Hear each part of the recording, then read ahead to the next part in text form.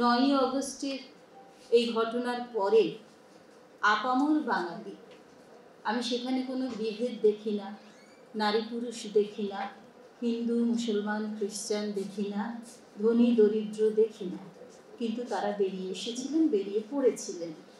এটা ঘটনা, এটা সত্য।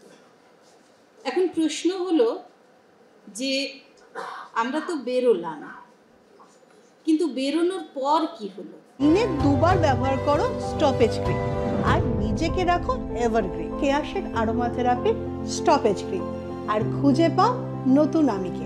এখনো পর্যন্ত অনেক কিছু পাইনি, প্রায় কিছুই পাইনি। আবার যেটুকু পেয়েছি সেটুকুও কিন্তু খুব কম নয়। কারণ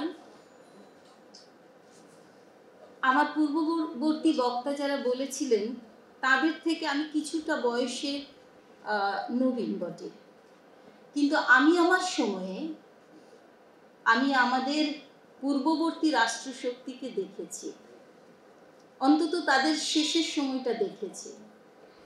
সেটাও যে খুব কুসুমাস্তীর্ণ ছিল এমনটা বলবো না, কিন্তু দেখেছি সেখানে একটা শিক্ষিত সমাজের নিয়ন্ত্রণ ছিল, যেটা অনেক সময় ওই যে আমরা বলি না যে মাথার উপর দিয়ে জল বয়ে যাচ্ছে, সেরকমটা হয়তো হতে দেয়নি।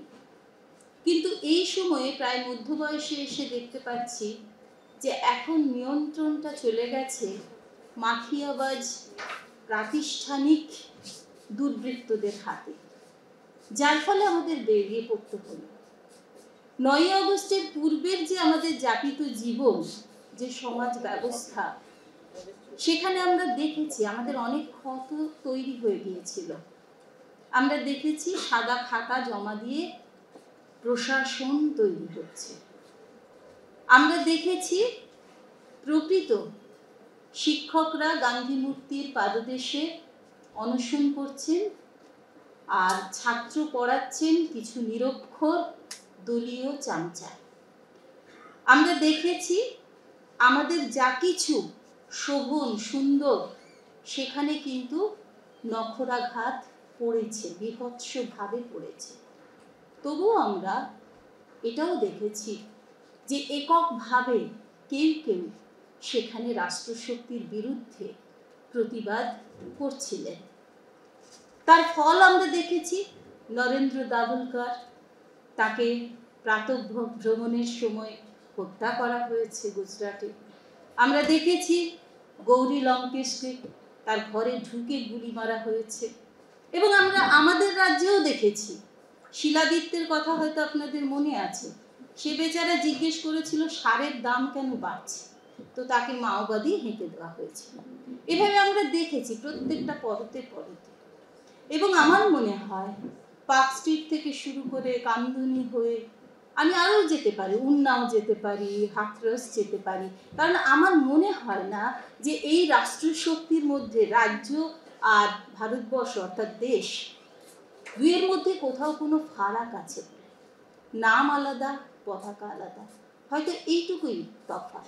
কিন্তু পুরো শাসন ব্যবস্থাটা যেখানে পচে যাচ্ছে, সেখানে কোথাও কোনো আলাদা কিছু খুঁজে পাওয়া সম্ভব বলে এই মুহূর্তে দাঁড়িয়ে মনে হচ্ছে না। তাহলে কি মনে হচ্ছে? বেরিয়ে পড়াটাই আমার কাছে মনে হয়েছিল যে একমাত্র ধর্ম। তার কারণ হলো এখন অন্তত আমরা নিজেদের কথা শুধু নয়, যে কোনো অত্যাচারিতের কথা আমরা পরস্পর চিৎকার করে বলতে পারছি, গলাটা আমরা ছাড়তে পারছি। এই গলা ছাড়ার প্রয়োজনটা ছিল, যেটা প্রায় 1 দশক ধরে আমার মনে হয় যে কোথাও না কোথাও আমরা হারিয়ে ফেলেছিলাম। আমাকে অনেকে প্রশ্ন করেন যে এই যে আন্দোলন, তা শেষ পর্যন্ত কোথায় যাবে? দেখুন, আমি এটা বিশ্বাস করি না যে একটা আন্দোলনের গভীরতা তার সাফল্য বা ব্যর্থতার উপর নির্ভর করবে। এটা আমি নিজস্ব বিশ্বাস থেকে বলছি, আপনাদের মতামত পৃথক হতেই পারে। কিন্তু আমি মনে করি যে যদি পরবর্তীকালে এই যে আমাদের একটি চাওয়া, এই চাওয়ার ভেতরে যদি আরো 1000 চাওয়া এসে সেই পালে যদি হাওয়া লাগাতে পারে, আমার মনে হয় তবেই এই আন্দোলনের সার্থকতা।